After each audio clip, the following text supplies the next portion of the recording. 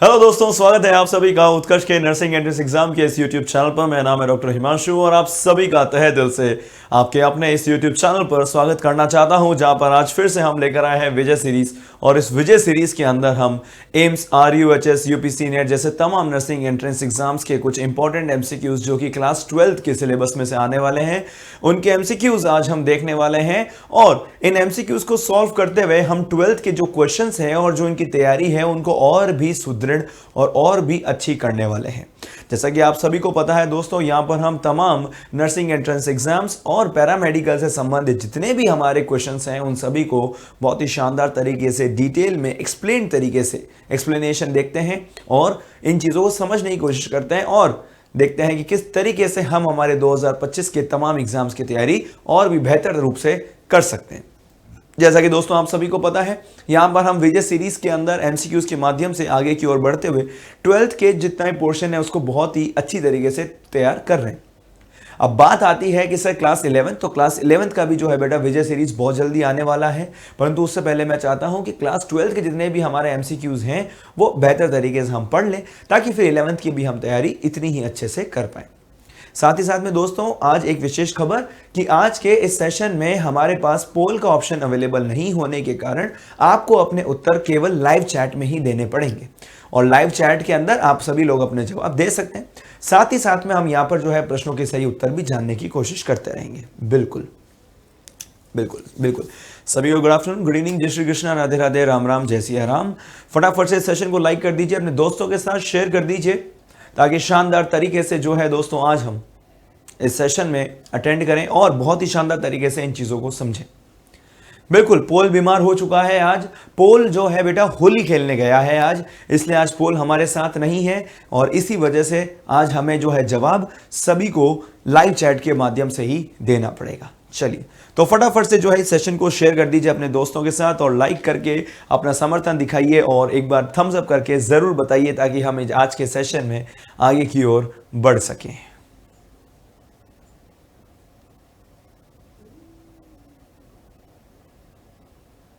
चलिए, ज्यादातर लोगों ने जो है लाइक कर दिया है, शेयर कर दिया है, तो फटाफट से आज के पहले प्रश्न की ओर बढ़ते हैं।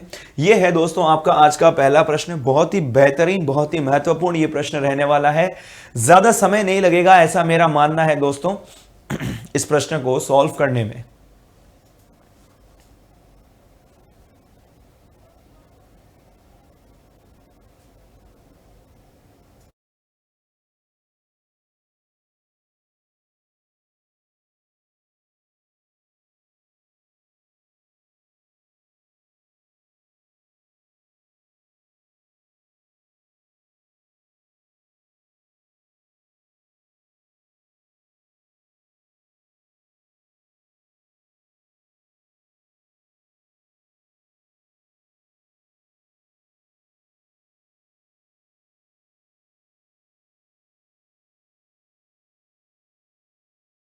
चलिए भाई, तो यहां पर प्रश्न आया है बहुत ही आसान और देखते हैं कितने लोगों ने इसका सही जवाब देने का कष्ट किया है।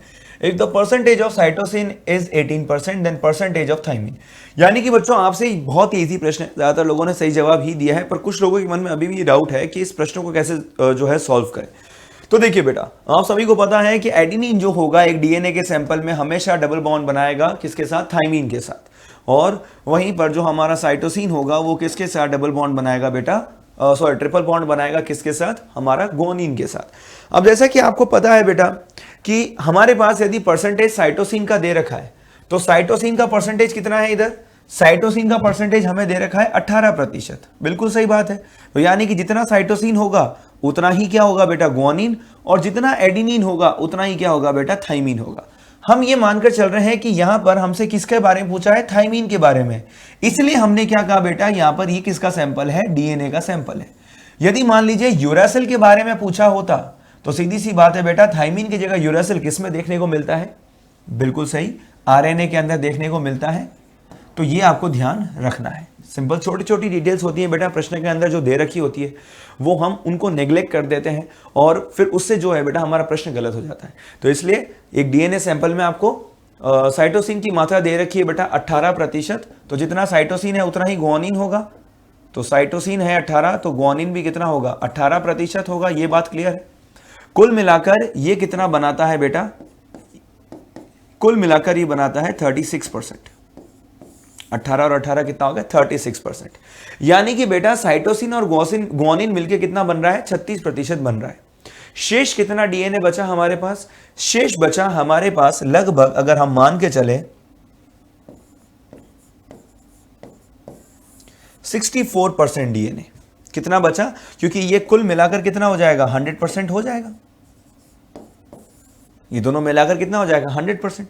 परंतु इस 64% का भी यदि मैं दो हिस्सा करूं, क्योंकि बेटा एडेनिन और थाइमिन दोनों क्या होगा सेम होगा, तो एडेनिन और थाइमिन दोनों हमारे पास क्या होगा समान मात्रा में होगा। तो इसका कर दो हाफ, यानी कि 32% हमारे पास एडेनिन होगा और 32% हमारे पास क्या होगा थाइमिन होगा। अब देख लो हमसे क्या पूछा गया है, then the percentage of thymine. अब थाइमिन का परसेंटेज पूछा है, तो थाइमिन का कितना है भाई 32%, 32% है, तो 32 इसका क्या हो जाएगा बेटा आंसर हो जाएगा। क्या ये बात सभी को क्लियर है, इसमें किसी को कोई दिक्कत तो नहीं है। देखिए जिन लोगों को दिक्कत आ रही थी, आई होप अभी इस प्रश्न के बाद किसी को कोई दिक्कत नहीं आएगी। ठीक है, चलिए बिल्कुल बेटा। देखिए एडेनिन और थाइमिन की मात्रा सेम होगी, इसलिए जब कभी भी शेष आपके पास कोई सैंपल का साइज बच जाता है तो उसको बराबर हिस्सों में डिवाइड कर लीजिए, वो सेम ही अमाउंट में आएगा। ठीक है, चलिए अगले प्रश्न के ऊपर चलते हैं। यहां पर ग्रिफिथ के एक्सपेरिमेंट जो है बेटा, इसी चैप्टर में से ग्रिफिथ का जो एक्सपेरिमेंट है उसमें से ये प्रश्न पूछा गया है। ठीक है, तो आराम से सोच समझकर इसका जवाब दीजिएगा।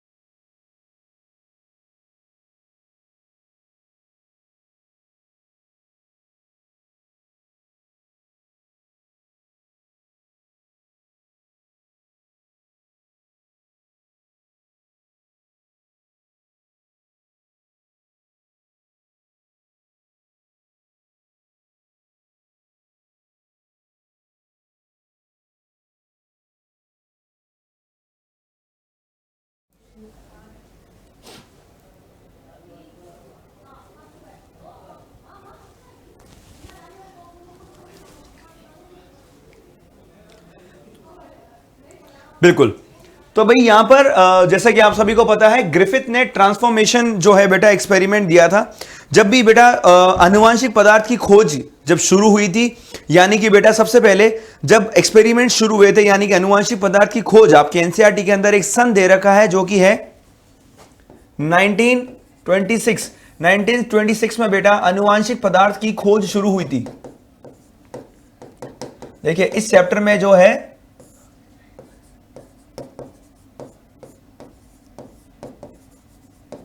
ये आपको ध्यान रखना है बेटा, इस चैप्टर में आपको ध्यान रखना है कि सबसे पहले तो आपको सन याद रखना है, जितने भी ईयर्स हैं और जितने भी साइंटिस्ट के नाम हैं वो आपको ध्यान रखना है, क्योंकि इसी में से जो है प्रश्न सबसे ज्यादा बनता है।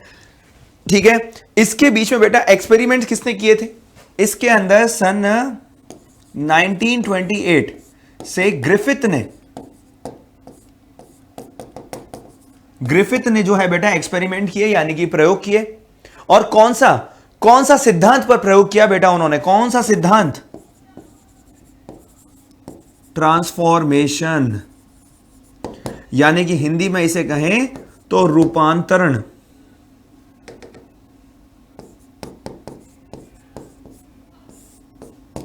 कौन से प्रयोग किए बेटा? ट्रांसफॉर्मेशन के एक्सपेरिमेंट्स किए, यानी कि रूपांतरण। अब बेटा अगला प्रश्न आपसे यह भी पूछा जा सकता है कि ग्रिफिथ ने अपने एक्सपेरिमेंट के लिए किसको चुना था? यह भी तो पूछा जा सकता है ना कि ग्रिफिथ ने अपने एक्सपेरिमेंट के लिए किसको चुना था, क्योंकि बेटा देखो यहां पर ग्रिफिथ इफेक्ट आ रहा है, तो ग्रिफिथ इफेक्ट के बारे में बात करेंगे, परंतु सबसे पहले यदि आपसे यह पूछ लिया जाए कि किसको चुना था, तो फटाफट से कमेंट करके बताओ, मैं देखता हूं कितने लोगों का सही जवाब है।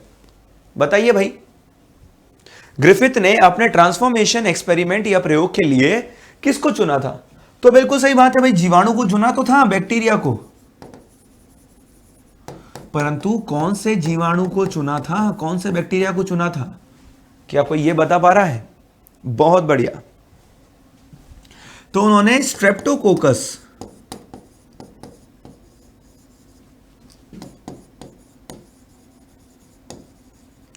निमोनिया जीवाणु को चुना था। स्ट्रेप्टोकोकस निमोनी या निमोनिया नाम के आपके इस जीवाणु को चुना। अब इसके इन्होंने क्या लिए बेटा? दो रूप लिए, एक लिया आर स्ट्रेन और एक लिया उन्होंने एस स्ट्रेन। फिर उन्होंने रूपांतरण का जो है सिद्धांत समझाया। उन्होंने बोला कि जो आर स्ट्रेन वाला होता है वो पॉलीसैकेराइड का स्रावन नहीं करता, यानी कि वो वायरुलेंट नहीं होता, यानी कि जब भी हमने आर स्ट्रेन का क्या किया, संक्रमण किया, तो उससे चूहा नहीं मरा, मृत नहीं हुआ, वो जिंदा रह गया। जब एस स्ट्रेन का किया तो क्या हो गया बेटा? वो मृत हो गया। फिर उन्होंने क्या किया कि एस स्ट्रेन को फिर से संक्रमित किया, परंतु उसको पहले क्या किया? ताप निष्क्रिय कर दिया, यानी कि उसको क्या कर दिया? हां, हीट करके उसको मार दिया, तो फिर से चूहा जिंदा रह गया। फिर उन्होंने क्या किया? दोनों को मिक्स किया, परंतु एस जो किया उन्होंने ताप निष्क्रिय करके उन्होंने आर और एस दोनों डाले, तो उससे क्या हुआ? फिर चूहा मर गया। तो उन्होंने बोला कि कोई ना कोई एक ऐसा पदार्थ है, कोई ना कोई एक ऐसा मटेरियल है जो कि इस एस स्ट्रेन से निकलकर आर स्ट्रेन के अंदर जा रहा है और इसको क्या बना रहा है? वायरुलेंट बना रहा है, और जिसकी वजह से ही क्या हो रहा है कि चूहा मर जाता है। और इसी प्रक्रिया को ही क्या कहते हैं बेटा? ट्रांसफॉर्मेशन यानी कि रूपांतरण कहते हैं, बहुत ही शानदार तरीके से, ठीक है ना। तो ये microbial genetics which refer to Griffith effect, तो बिल्कुल बेटा ग्रिफिथ ने जो है, आप सभी को पता है, ट्रांसफॉर्मेशन यानी कि रूपांतरण के सिद्धांत पर जो है प्रयोग किए, और उन्होंने ये बताया, बिल्कुल इसको रूपांतरण कर लेना यार, ट्रांसफॉर्मेशन यानी कि रूपांतरण, देखो ठीक है, बिल्कुल। तो डी इसका सही जवाब होगा। देखो भाई, बातों ही बातों में हमने जो है पूरा एक्सपेरिमेंट ही समझ लिया, तो आप सभी का बेहतर तरीके से जो है बेटा रिवीजन हो गया होगा, ऐसा मेरा मानना है। चलिए भाई अगले प्रश्न के ऊपर चलते हैं। बहुत ही आसान सा ये प्रश्न भाई, बहुत बार पूछा गया ये प्रश्न है और बहुत ही आसान सा ये प्रश्न है।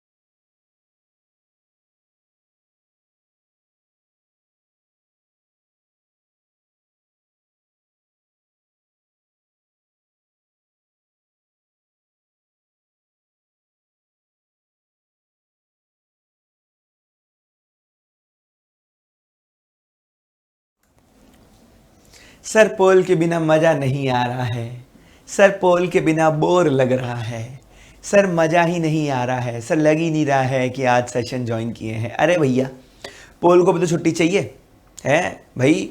देखो, अब आपकी पढ़ाई डिस्टर्ब नहीं हो इसलिए आज छुट्टी वाले दिन भी क्लासेस चल रही हैं, बिल्कुल सही बात है ना, आगे भी चलेंगी, परंतु क्या है ना कि पोल को छुट्टी चाहिए, पोल को तो छुट्टी चाहिए ना, तो इसलिए आज पोल जो है छुट्टी पर गया हुआ है, और इस वजह से आज सिर्फ अपन दोनों ही हैं, बीच में हमारा कोई भी मीडिएटर नहीं है, तो इसलिए आज अपन दोनों जो है शानदार तरीके से क्वेश्चंस को सॉल्व करेंगे। तो चलिए देखते हैं अगला प्रश्न क्या कहता है। अगला प्रश्न कहता है सिकल सेल अनीमिया, यानी कि sickle cell anaemia. Sickle cell anaemia आप सभी को पता है, ये एक प्रकार का क्या है? ऑटोसोमल रिसेसिव डिसऑर्डर है। किस प्रकार का है भाई? ऑटोसोमल अप्रभावी रोग है, ये तो हमें पता है। तो बिल्कुल देखो भाई, आपको ज्यादा मैं इंतजार नहीं करवाऊंगा, सी वाला जो है ऑप्शन राइट हो जाएगा। परंतु यदि इसके बारे में आपसे डिटेल में पूछा जाए कि ये किस प्रकार का रोग है, तो ये आपको ध्यान रखना है, ये बेटा आपको ध्यान रखना है कि ये एक प्रकार का गुणात्मक रोग है, यानी कि क्वालिटेटिव डिसऑर्डर है। यह गुणात्मक रोग है, यानी कि क्वालिटेटिव डिसऑर्डर है। बिल्कुल सही बात है। तो सर क्या होता है इसमें? इसमें क्या होता है बेटा? पॉइंट म्यूटेशन होता है। इसमें क्या देखा जाता है? पॉइंट म्यूटेशन, यानी कि इसमें बिंदु उत्परिवर्तन देखा जाता है।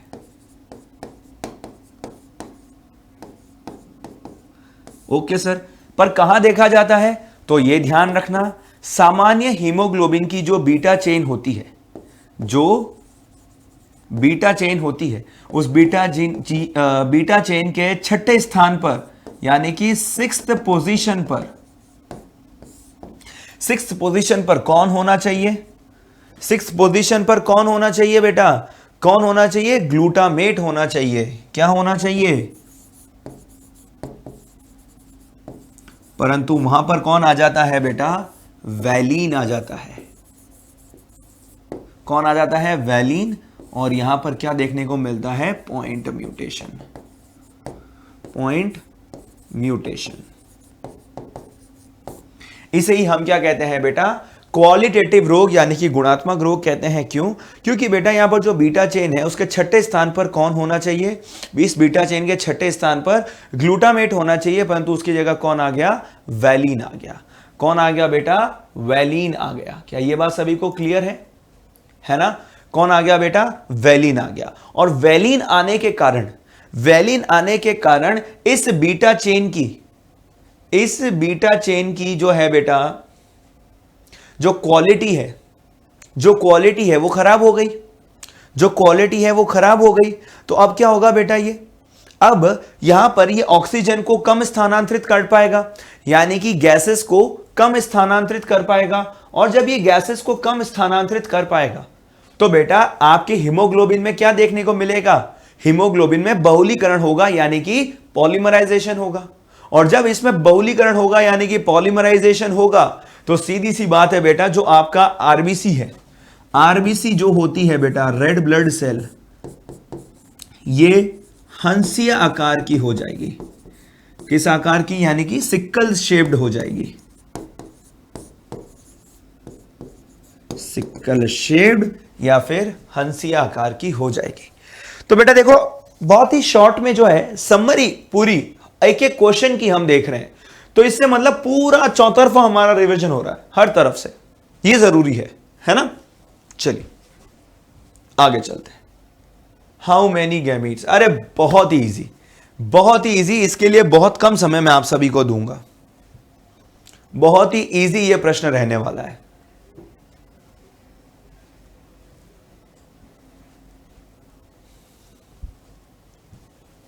भाई हमें एक कंडीशन दे रखी है, एक जीनोटाइप, एक जीनी प्रारूप दे रखा है, और इसमें हमें बताना है कि कितने प्रकार के युग्मक बन सकते हैं। ठीक है?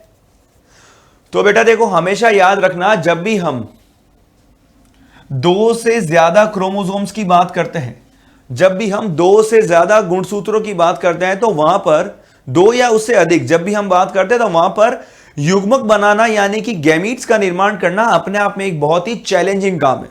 क्योंकि अब हमें लगता है कि सर इसमें हम युग्मक बनाने बैठेंगे तो सर हम कंफ्यूज हो जाएंगे, यानी कि अब कितने प्रकार के युग्मक बनेंगे सर, हमें कैसे पता चलेगा? जब भी युग्मक बनाओ तो आपको पता होना चाहिए कि उसमें गुणसूत्रों की संख्या क्या हो जाती है? आधी हो जाती है। क्या हो जाती है? आधी हो जाती है। तो युग्मक बनाओगे यानी कि क्या होगा? गुणसूत्रों की संख्या आधी हो जाएगी, परंतु तीनों ही गुणसूत्र आपको लेने पड़ेंगे। तो देखो, या तो एक तरीका क्या है कि आप ऐसे बनाओ कि सर ये ए है, ये बी है और ये सी है। तो सर इसके युग्मक हम बना लेते हैं। पहला प्रकार तो सर ये हो गया, ए बी और सी। फिर सर दूसरा प्रकार ये हो गया, ए बी और सी। इसके अलावा तो सर हमें कोई पॉसिबिलिटी लग नहीं रही है। तो सर बिल्कुल सही बात है, हमने कह दिया कि इसमें दो प्रकार के युग्मक बनेंगे, यानी कि दो प्रकार के क्या बनेंगे, गैमीट्स बनेंगे। अब बेटा ये तो होती है आम जिंदगी। अब उत्कर्ष की जिंदगी क्या कहती है, मेंटोस जिंदगी क्या कहती है? देखो दो तो हमारा सही जवाब है। तो बेटा हम ये कहते हैं मेंटोस जिंदगी या उत्कर्ष की जिंदगी ये कहती है कि सर हम डायरेक्ट 2 की पावर n फॉर्मूला लगाएंगे और n का मतलब क्या हो जाएगा, n वो संख्या है जो कि क्या दर्शाती है, विषम युग्मज, जितने विषम युग्मजी हमारे पास गुणसूत्र होंगे उनको दर्शाती है। तो यहां पर विषम युग्मजी कितने हैं भाई, एक ही है, क्योंकि कैपिटल ए कैपिटल सी है, पर एक ही विषम युग्मजी है, वो कौन सा है, बी। तो बेटा एक ही विषम युग्मजिता है, तो ये देखो भाई 2 की पावर 1 कर दो तो आंसर क्या आ गया भैया, 2 आ गया। तो इसलिए हम कहते हैं ये है मेंटोस जिंदगी, उत्कर्ष जिंदगी। यहां पर दो प्रकार के युग्मक बनेंगे। परंतु यदि मान लीजिए कोई भी कंडीशन आ जाए, ये मान लीजिए ए, बी और सी, ये कंडीशन आ गई, तो इसमें कितने विषम युग्मजी हैं, इसमें से कितने विषम युग्मी हैं, यानी कि कितने यहां पर हेटेरोजाइगस कंडीशन है, कितने अपनी संकरित अवस्था में हैं, सर 2 है। कितने हैं, 2 है। तो 2 की पावर n वाला फॉर्मूला जब हम ऐसी अवस्था में लगाएंगे तो कितना लगेगा, 2 की पावर 2, क्योंकि यहां पर कितने हैं, 2 अपने हाइब्रिड अवस्था में है। तो इसलिए बेटा यहां पर टोटल कितने गुणसूत्र बने, कितने यहां पर गैमीट्स बनेंगे, कितने युग्मक बनेंगे, 4। तो इस प्रकार से भले कितने भी गुणसूत्रों की बात हो जाए, कितने भी गैमीट्स की बात हो जाए, आपको ध्यान रखना है कि जितने भी हेटेरोजाइगस कंडीशन में होते हैं क्रोमोसोम्स, उनके बारे में आपको ध्यान रखना है, और कितने भी प्रकार के गुणसूत्र, कितने भी प्रकार के युग्मक आप बना सकते हैं। चलिए अगले प्रश्न के ऊपर चलते हैं।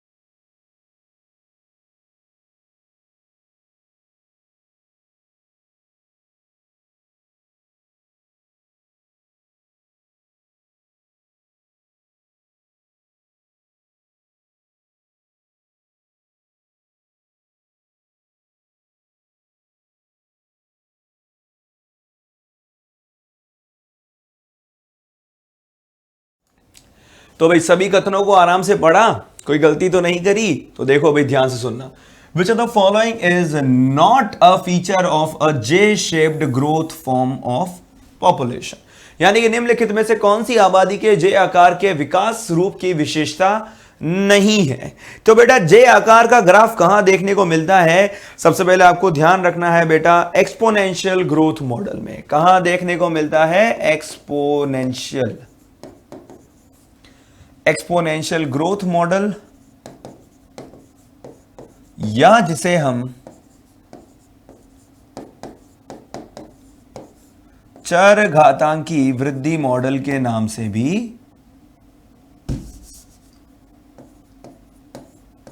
जानते हैं। बिल्कुल, तो ये देख ले बेटा, यहां पर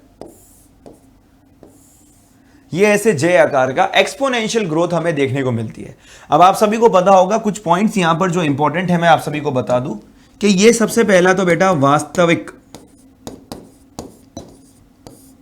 मॉडल नहीं है, ये वास्तविक वृद्धि मॉडल नहीं है। यहां पर हम क्या इमेजिन करके चलते हैं बेटा कि जितने भी यहां पर पैरामीटर्स है, यानी कि जितने भी संसाधन है, वो क्या है? असीमित है। जितने भी संसाधन क्या है बेटा, असीमित है।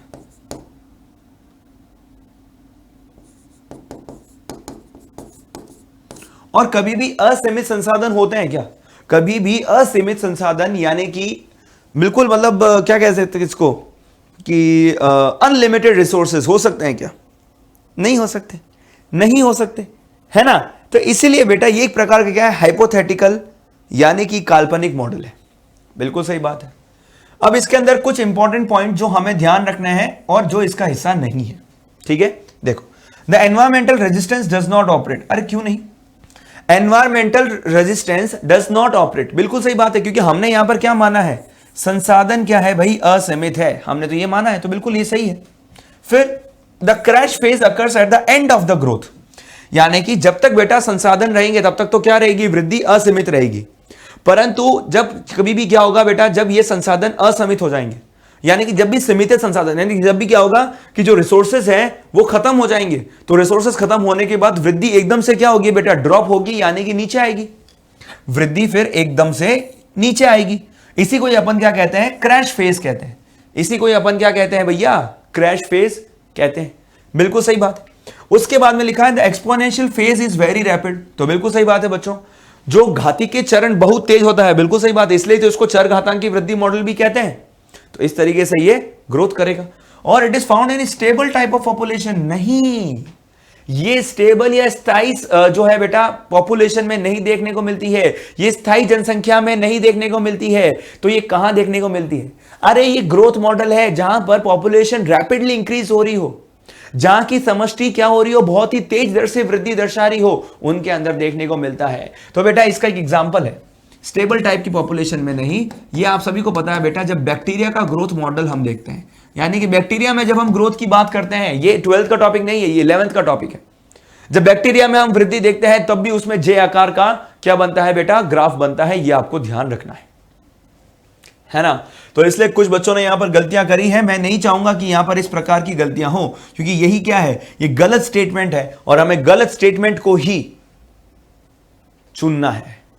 सर नॉट नहीं पढ़ा, सर नॉट पढ़ना भूल गया, सर पढ़ने में चूक हो गई। अरे भैया पढ़ने में ही तो चूक होती है, यही तो हमें प्रैक्टिस करनी है। देखो ये सभी जो क्वेश्चंस है ना, इनके उत्तर आप सभी को पता है, ये मेरे को पता है, परंतु जो प्रैक्टिस हमें यहां पर करनी है वो प्रैक्टिस किस रूप से करनी है, कि जैसे हम एग्जाम में बैठे हो, हमें एक भी प्रश्न गलत नहीं करना है, इस प्रकार से ही हमें जवाब देने हैं। और क्या आप एग्जाम में बैठ के ऐसी गलतियों को अफोर्ड कर सकते हो? नहीं कर सकते बेटा। इसलिए आपको ध्यान रखना है कि ऐसी गलतियां हमसे एग्जाम में ना हो, ऐसी गलतियां हमसे एग्जाम में ना हो। चलिए अगले प्रश्न के ऊपर।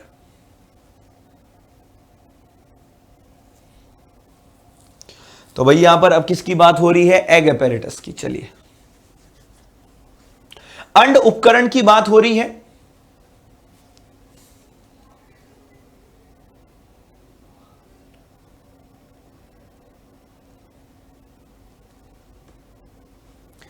अंड उपकरण की बात हो रही है।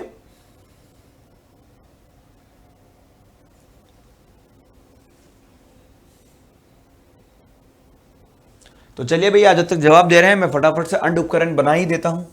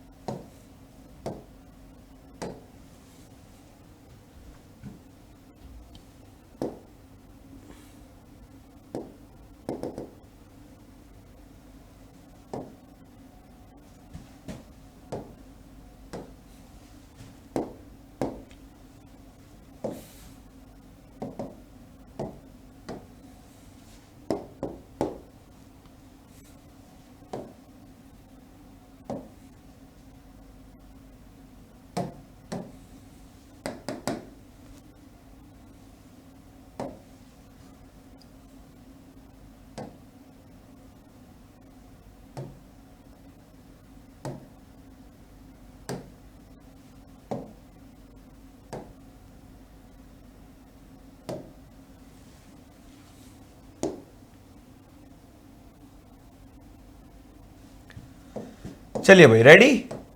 हाँ भाई, तो यहां पर आप सभी को पता है भाई, सिंपल सिंपल सी बातें हैं। यहां पर ये कौन सा सिरा है? ये चैलेजल एंड है, ये निभागीय सिरा है, चैलेजल एंड है। ये है बेटा क्या? बीजांड द्वार, माइक्रोपाइलर एंड, बीजांड द्वार। बेटा ये ध्यान रखना बहुत ज्यादा जरूरी है, बीजांड द्वार, माइक्रोपाइलर एंड। अब इसके अंदर क्या देखने को मिलेगा? देखो देखो, यहां पर कुछ इंपॉर्टेंट चीजें। ये पर क्या है बेटा? ये है आपके फिलीफॉर्म अपैरेटस, और फिलीफॉर्म अपैरेटस किसके अंदर है? सहायक कोशिका, यानी कि सिनर्जिड्स। ये आ गए बेटा सिनर्जिड्स। सिनर्जिड्स के बाद ये वाली कौन सी कोशिका है जो सबसे बड़ी है? इसको हम क्या कहते हैं? Central cell. देखो अभी तक भी अगर कोई डाउट रह गया हो ना इसमें, तो आज क्लियर कर लेना भाई।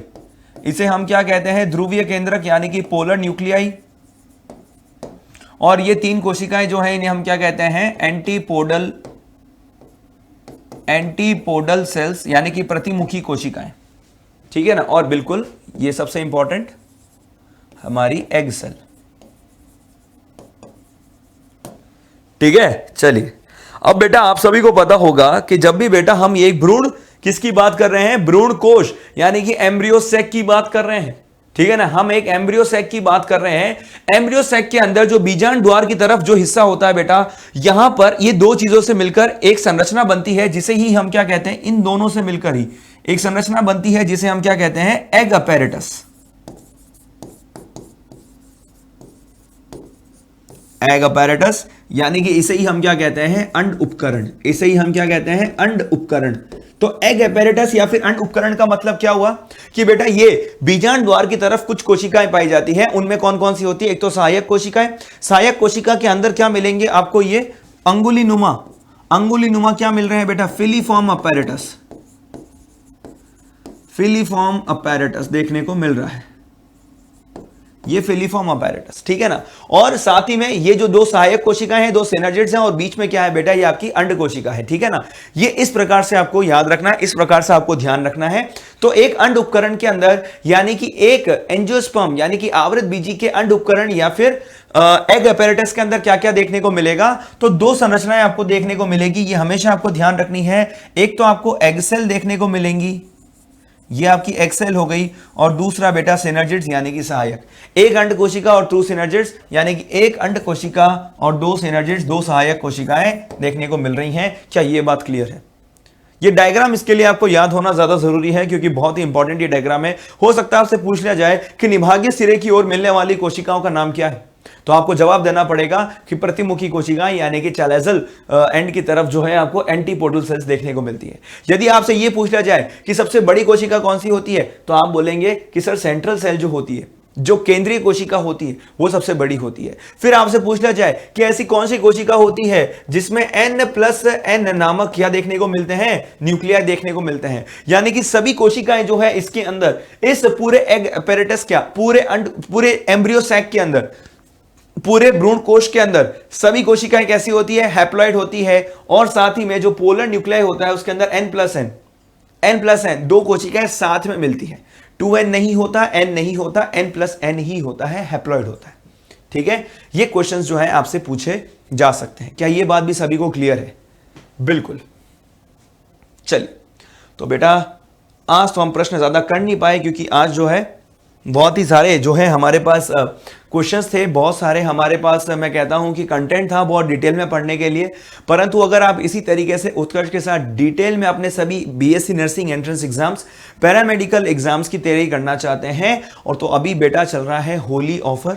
ये होली हंगामा ऑफर आपको मिलने वाला है 9 से 22 मार्च, जहां पर बीएससी नर्सिंग एंट्रेंस के सभी ऑनलाइन कोर्सेज पर आपको मिल रहा है अप टू 90% डिस्काउंट। यानी कि यदि आप कोई भी एक कोर्स बाय करते हैं तो वहां पर 90% आपको सीधी छूट देखने को मिल रही है। और साथ ही साथ में जो बचा हुआ अमाउंट आप पे करेंगे उस पर भी आपको 100% तक का कैशबैक। अभी तक का मेरा ये मानना है सबसे बेहतरीन ऑफर आया है उत्कर्ष की हिस्ट्री में, क्योंकि बेटा जो आप ऑलरेडी 90% आपको डिस्काउंट मिल रहा है, साथ ही साथ में उस 90% डिस्काउंट पर भी आप जितना पेमेंट करेंगे, यानी कि 100, 200, 300, 400 रुपए जितना भी आप पेमेंट करेंगे, वो भी आपको पूरा कैशबैक मिल सकता है। यानी कि वो भी आपको जो है पूरा रिटर्न मिल जाएगा आप ही के अकाउंट में। साथ ही साथ में यदि आप उत्कर्ष के पुराने स्टूडेंट हैं और अभी कोई नया कोर्स चाहे बीएससी नर्सिंग का या कोई भी कोर्स बाय करना चाहते हैं तो आपको एक्स्ट्रा 10% डिस्काउंट मिलेगा, यानी कि वैसे ही बेटा आपको 90%, ऊपर से 10% और 100% कैशबैक। इससे बढ़िया ऑफर तो आपको कहीं भी नहीं मिल सकता। तो आपको होली कूपन कोड अप्लाई करना है और इस प्रकार से आपको ऑफर्स का फायदा उठाना है, क्योंकि साथ ही साथ में बीएससी नर्सिंग एंट्रेंस एग्जाम्स इस बार लेकर आया है आप सभी के लिए एक मास्टर पास, जहां पर आप एक साथ में चाहे आप मल्टीपल एग्जाम्स के लिए अपियर कर रहे हो, फिर चाहे वो एम्स हो, आरयूएचएस हो, यूपीसी नेट हो, कैसा भी एग्जाम हो, आप किसी भी एग्जाम की तैयारी अपने बहुत ही बेहतरीन स्तर पर जाकर कर सकते हैं, जहां पर आपको 6 महीने, 12 महीने, 24 महीने के लिए अपने पैकेजेस को अनलॉक कर सकते हैं इन प्राइजेस के अंदर। एम्स, आरयूएचएस, यूपीसी नेट जैसे तमाम एग्जाम्स को सबको एक ही साथ में अनलॉक कर सकते हैं। आप सोचिए कितनी बढ़िया बात है। और ये सारी जो है बेटा ऑफर लगने के बाद ये सारी प्राइजेस आपको मिल रही हैं। साथ ही साथ में आपको एक और चीज बता देना चाहता हूं कि यहां पर आपको मिलने वाले हैं live recorded classes, test series, e notes, DPPs, MCQ batches और साथ ही साथ में क्लास पीडीएफ भी मिलने वाले हैं। और ये बेटा मान के चलो फ्यूचर में जितने भी बैचेस आएंगे उन सभी का पास है ये, यानी कि मान लीजिए अगर उत्कर्ष का कोई और भी बैच अगर आगे जाकर लॉन्च होता है आपकी वैलिडिटी के अंदर, तो सीधी सी बात है आपको उसका भी एक्सेस देखने को मिल जाएगा, यानी कि उत्कर्ष के सारे ही कंटेंट का आपको एक साथ एक्सेस देखने को मिल रहा है। तो बताइए कितनी अच्छी बात है। ये स्पेशली उन बच्चों के लिए किया गया है कि जो हमारी सिस्टर्स हैं, जो हमारी बहनें हैं, जो कि बेटा एक साथ 2 से 3 एग्जाम्स की तैयारी कर रही है, उनको अलग अलग बैचेस ना खरीदने पड़े, उनको अलग अलग पैसे इन्वेस्ट ना करना पड़े, तो उनको एक ही बार में मास्टर पास खरीदना है, जिससे कि वो सभी बैचेस को एक साथ देख सके, पढ़ सके और अपना फ्यूचर ब्राइट बना सके। साथ ही में यदि आप आरयूएचएस की डिटेल में थ्योरी पढ़ना चाहते हैं तो आप सभी के लिए चल रहा है आरोग्य आरयूएचएस बैच, और यदि आप एम्स की जो है थ्योरी डिटेल में पढ़ना चाहते हैं और एम्स की तैयारी करना चाहते हैं 2025 की, तो मिल रहा है आपको बैच। और साथ ही साथ में बेटा यदि आप यूपी से हैं और यूपीसी नेट की तैयारी करना चाहते हैं तो भी बेटा आपके पास बैच अवेलेबल है। परंतु यदि आप एम्स की तैयारी ऑलरेडी कर चुके हैं और 75 दिनों में एम्स की तैयारी को बिल्कुल ब्रशअप करना चाहते हैं और शानदार तरीके से जो है अपने कंसेप्ट्स को क्लियर करना चाहते हैं, यदि एनसीईआरटी की एक एक लाइन याद करना चाहते हैं और शानदार तरीके से तैयारी करना चाहते हैं, तो अभी एम्स का टारगेट बैच चल रहा है बेटा। 75 डेज के अंदर क्रैश कोर्स के अंदर हम एम्स की बेहतरीन तैयारी करने वाले हैं और यह सुनिश्चित करने वाले हैं कि एम्स की हमारी चाबी हमारे हाथ में आ जाए। और साथ ही साथ में यदि आप आरयूएचएस की तैयारी कर रहे हैं, क्योंकि देखिए आरयूएचएस ने इस बार काफी ज्यादा अनिश्चितताएं दर्शाई हैं और काफी ज्यादा जो है बेटा आरयूएचएस ने इस बार इरेगुलरिटीज बताई हैं, तो और उन्होंने इस बार क्लियर कर दिया है कि भाई आरयूएचएस जो है अगले साल नहीं हो पाएगा। तो आरयूएचएस अपने आप में काफी आसान एग्जाम माना जाता है और मेरा यह मानना है कि राजस्थान के बच्चों के लिए एक गोल्डन अपॉर्चुनिटी है। तो 100 दिन के अंदर आप जो है आरयूएचएस के इस कोर्स को कंप्लीट कर सकते हैं उत्कर्ष के साथ, जहां पर आपको सभी सिलेबस के अंदर जितने भी आपके सब्जेक्ट्स हैं उन सभी का बेहतरीन प्रशिक्षण मिलने वाला है। कोर्सेज की डिटेल्स कुछ इस प्रकार से हैं।